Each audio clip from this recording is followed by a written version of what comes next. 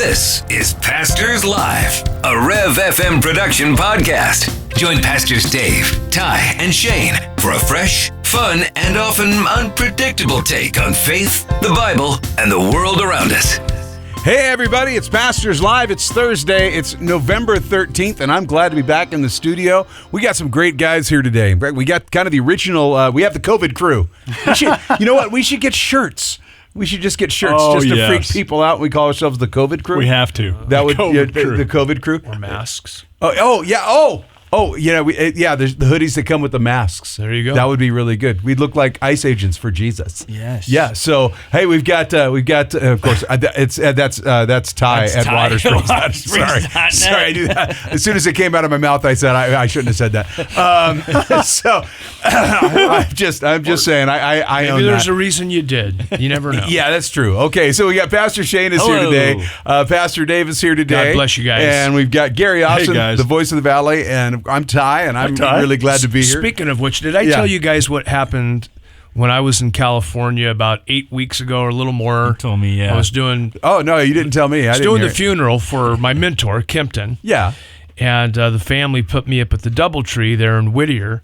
So I land at John Wayne and get my rental car, drive over to Whittier, and I'm walking up to the front door of the DoubleTree, and there's a big sign that says, "No ice." And I thought, well, what kind of a deal is this? I mean, I can go to Motel 6 and get ice. I mean, come on. What do you mean no ice? This is DoubleTree. You guys are top notch, top of the line. No ice. And then I go into the lobby and I get up to the registration desk, and there's that sign again. It says, "No ice." And then in very small letters underneath it says, "Everybody is safe here." And I thought, it's been a while since I've been in California. You're not in Kansas anymore, Pastor Dave. Oh, man. Imagine, if you will, the pastor trapped. That ice. Okay. But I can still have a cold drink. Am I right? Okay. We live in such a bizarre world, man. Yeah. And people are just... this is a hard thing to say, but it doesn't feel like to you guys that people just love and hate. Yeah, that's ironic because it's World Kindness Day. Is it? Yeah, Thursday, November 13th is World Kindness Day. Well, let's be kind to each other. Even to musicians. It's a World Kindness Day. Yes. Is that? I think that means. Isn't that World Christianity Day? Just be kind. Yeah, I would hope so. Being kind is my favorite. Well, it doesn't, the idea of showing love to people and showing grace to people, but it just does seem like people are love and hate. Yeah. And they're really they're happy to be angry. And I don't understand that. So when you guys, we deal with people, the people come into the building, they come in off the street, or we deal with them in our culture. How do you guys encourage people to show kindness? How do you guys do that? Like biblically, look, I try to example it. Start by that. Yeah. Seriously. On Mondays and Tuesdays, I'm the guy here. And so there's a lot of walk-ins and call-ins, and sometimes people are upset, and I just look at people, and for me, I try to assume that they're in a good mood. They've got something to be happy about, something to be thankful. I know it's a little Pollyanna-ish. Hi, Phil. It's a little Pollyanna-ish, but I feel like you can always find something to be thankful for. So I try to do that with the people that I meet with. Yeah, it depends on what we're meeting about. Kind of agree with Dave. You example it. Yeah. Being kind to other people. But most of the people that I talk to, they're not really angry at everybody or grumpy bear pants or whatever, and just jerks, if that's the right word. So I don't have to really go. I think it's in the Greek somewhere. Right. I'm sure we can find it. I know it's in the Hebrew. Which is nice. That's most. Sometimes I do have those people, and most of the time, if I'm being completely honest, you can't really reason with an angry person who's given over to their passions. Yeah. And so I don't try to, because they're not going to hear it. And so I've had several people in my office who are given over to grumpy bear pants syndrome, and they shut down when you start trying to redirect them. So Yeah, I've had that. Yeah. I've definitely had that. And, I think when people are being unkind, especially I do a lot of marriage counseling, so I'm putting it into the context of my life and my ministry. If people come in for marriage counseling, premarital or otherwise, or family counseling maybe if it's a parent issue, and somebody's just being unkind, you have to point that out, but you also have to observe it. And so sometimes part of being kind is letting it play out, so that you can then, after 4 or 5 minutes, just say, okay, so can I just make an observation here? So your spouse or your parent said this, and you responded this. That's not nice. What's that sound like to you? What would you think if you had observed what I just observed? And I'll try to just hold a mirror up for them. But sometimes you have to let it play out a little bit and observe it. Yeah. So I think that there's an issue. You think about the wisdom that's from above, right? Yeah, and James 1:17 says, all good things come down from the Father of lights. Right. And then you look at chapter 3 of the book of James, and, he asked that question, right? I think this is a beautiful question. Who is wise and understanding among you? And let him show by good conduct that his works are done in meekness and wisdom. I think sometimes that there's just a disconnect for folks. I mean, they go to church, and they're around the things of the church, but sometimes I think there's a disconnect between how they're supposed to walk out relationships as Christians, right? Because, he goes on, he says, but the wisdom that is from above, and all good things come down from the Father of lights, all those good things come down. He says, and by the way, he says in the very first chapter, if you lack wisdom, ask. And it's this, so if you lack wisdom from above, ask, and it will be given to you from him who gives to all liberally and without reproach. So this idea that this wisdom comes down, but this is the wisdom. But the wisdom that is from above is first pure, then peaceable. I love that, because I think sometimes when we're dealing with, and by the way, everybody in this room and everybody in the control room can have a grumpy day. We can have a bad day. We can have things that set us off. Absolutely. We absolutely can. But when that happens, I don't think we recognize it as, I'm walking in the flesh.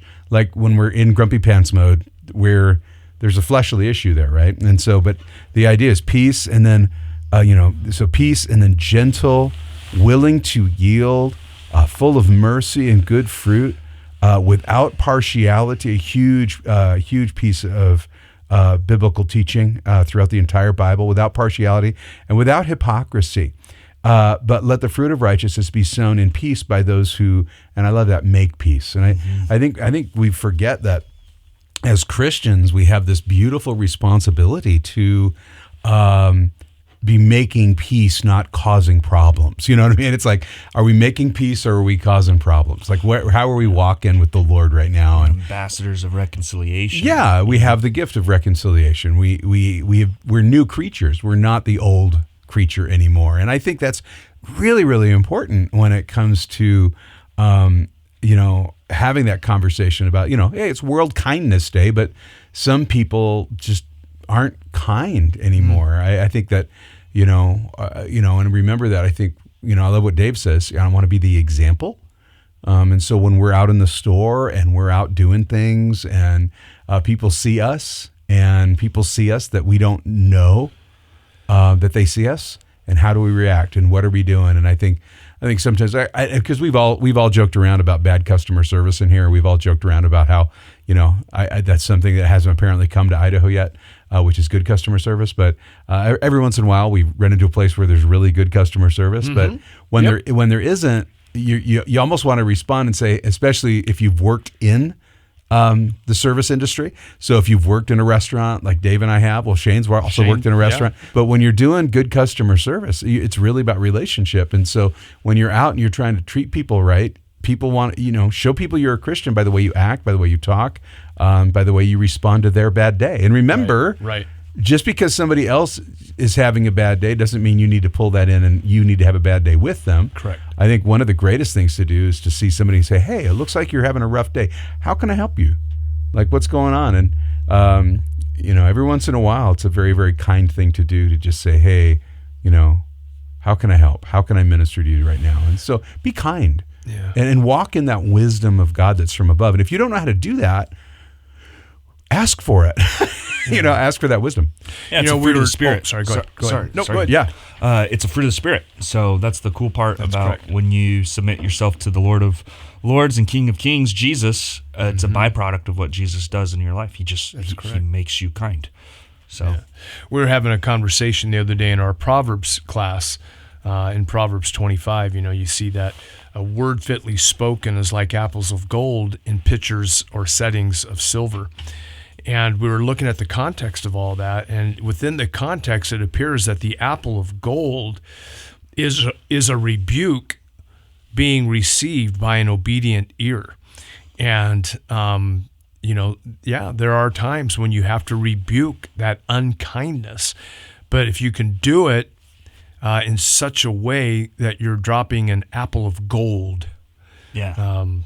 One of the guys in the group said, make sure it's an apple of gold and not a road apple, because that never goes well, But you want Idaho road apples, got to watch out for those. Right? Yep. We're in Idaho, and I thought, well, okay, I got to let that one slide, right?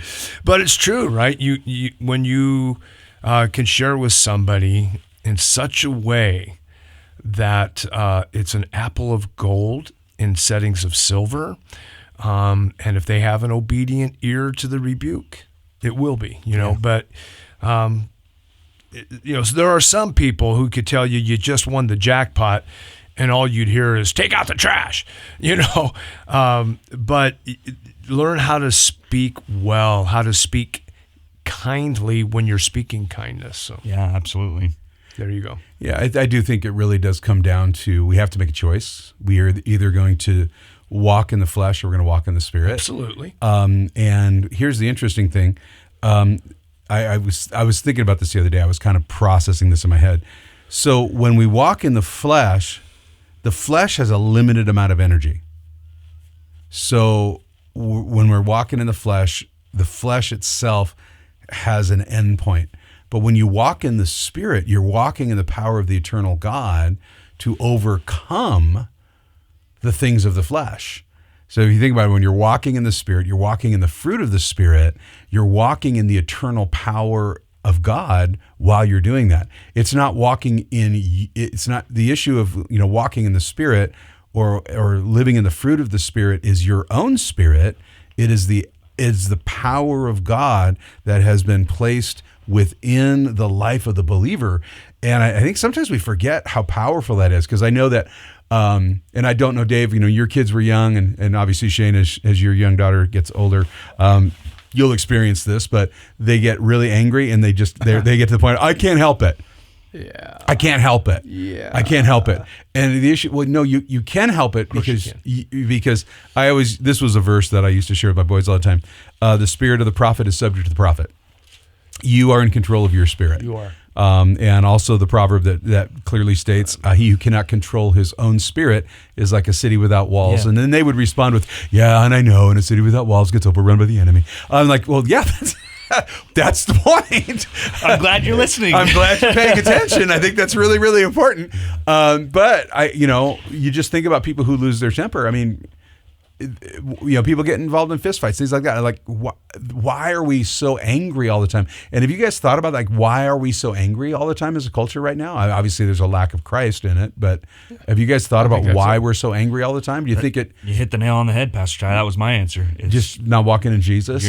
You're not in subjection and relationship with the Prince of Peace. So how can you be at peace when you're leaning on your own understanding? Yeah. And that's where society is. It's an emotional, sensational, provocative society. Look, in Genesis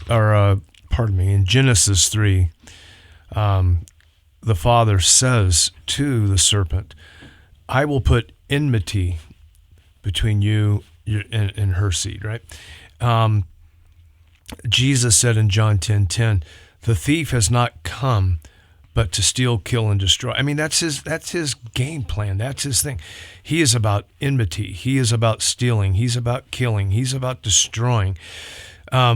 I was thinking this morning, I was driving in and I was listening to a teaching by Greg Laurie, and a thought came to me while I was listening to that teaching about Jesus didn't say, the enemy is not come but to steal, kill, and destroy, but I have come that you might know that when you die, you're going to heaven. It's not what he said. He said, I have come that you might have life and that you might have it more abundantly. That's the now life. That's the today life. Yep, the already. And so when we quote the verse, and I think it's 1 Corinthians 9, right? Is it 1 Corinthians 9:23? No eye has seen, no ear has heard, neither has it entered into the imaginations of men, the things that God has prepared for those who love him. And I have a tendency to think about heaven with that. Oh, that's heaven. That's heaven. What if we really realized that we haven't even begun to imagine the things that God has in store for us in this life? You know, the ministry opportunities. I don't know if you guys know this or not. Today is 40 years for me that my ordination was ratified in Bellflower, at Calvary Chapel, Bellflower, Hosanna. And, you know, Sylvia and I last night were looking back over the last 40 years. And I think, you know, we've had our ups and downs and thick and thin and lean times and abundant times. But I'll tell you what, we've done things, been places, met people that we would never have done, gone, met, been outside of Christ. And we've had an abundant life. And I think that's a part of it. I think it's the major part of it. If you don't have Christ, then you can't expect an abundant life. You just can't. And it's 2:9. 1 Corinthians 2:9. 1 Corinthians 2:9. Thank you. 2:9. 9:23, I think, is giving or something. Something along 9:23 is now this I do for the gospel's sake, that I may be partaker of it with you. Yes. So, 2:9. Yeah, 2:9. Yes. So yeah, I think I think this is a conversation that I think that's worth having in our cultural dynamic now, of this issue of kindness. And kindness should not be misunderstood as weakness. No. Don't misunderstand those things. We need men who are men. We need men who will preach, men who will stand up for what is right, men who will be men. Don't ever confuse the issue of love, the issue of kindness, especially the issue of meekness, which basically is the idea of being bridled. And so you think about a horse. A horse is meek when it is bridled. So like if you think about being a man, you know, and you have all this energy and this power and all this stuff that God has made you with, and the same for a woman, just in all of her dynamics and all of how she's been made, to be under the control of the Holy Spirit is meekness. To be used by God in relationship with God in meekness. So don't confuse these words of kindness and love and meekness and those things. Don't confuse those things with the idea of weak and not powerful, unable to accomplish things. You know, we have a men's conference coming up that we're kind of putting it out there and saying, hey, men need to be men, and we need to stop not being men. This is foolish now. And so, look, you know what? Be a man, step up to the plate, and be who God has called you to be. But that is who you are under the control of the power of the Holy Spirit for His purposes. That's who we are, and that's who we're called to be. And I'm looking forward to the conference. It's coming up fast, and I hope that you're getting registered today. Yeah, it's we're 6 months out, and we really get registered and get going, because guys, men, or is it 5? No, I think we're 5.5. 5.5, yeah. Like, men, we need to step up. And so as we go out throughout the week, and I know Phil's going to be here for our program tomorrow, we're going to talk about some stuff. So looking forward to that. But we're running out of time for today. We do have some great comments and questions. One of them looks like a doctoral thesis that came in. So we're working through that. So we're looking forward to having some conversations with those of you who are participating in the program. Pastors Live at the Rev.fm. Guys, I just looked at the mirror, the window again, where there is nothing on it anymore. So we are definitely creatures of habit, are we not? We are. So Pastors Live at the Rev.fm, Pastors Live at the Rev.fm. On behalf of Gary, myself, and the other pastors that are here, you're loved, your family. God bless you, and we will talk to you tomorrow. You've been listening to Pastors Live, a Rev FM production podcast. Join us again for more Bible talk, laughter, and unexpected tangents. Questions or feedback? Pastors Live at the Rev.fm. And don't forget to subscribe and leave a review.